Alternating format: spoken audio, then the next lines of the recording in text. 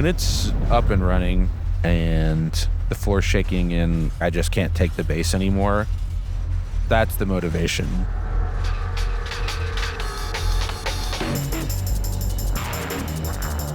My name is Daniel Martini. First name Paris, like the city.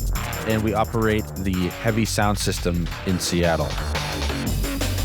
Daniel has always had an emphasis on sound. For the rig, little 18 action. I took years, I'm serious, like probably reading nonstop for at least like 3 or 4 years about how to do it the best DIY.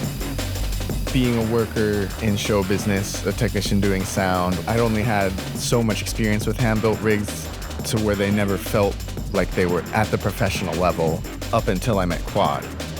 Then he showed me that you actually can, like from the ground up, build something that is higher quality.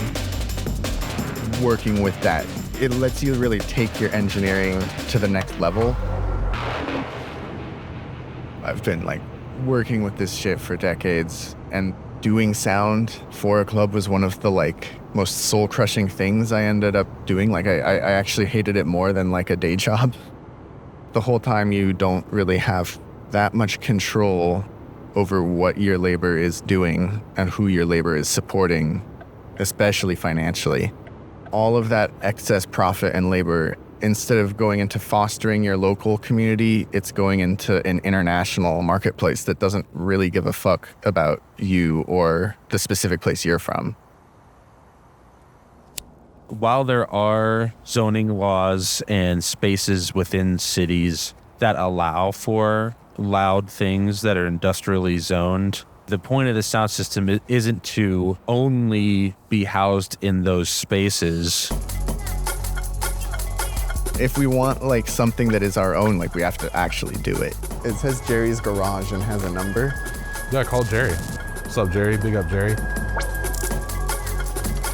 We feel that even a bit of disruption outside of the confines of everything in society is good. Jesus Christ. It's just taking those means of production for ourselves. That's in there. Any compromises that you have to make are your own, and it gives you a freedom to deploy as well. I wanted business. Yeah, hell yeah. The sound system is more than just speakers and wood and screws.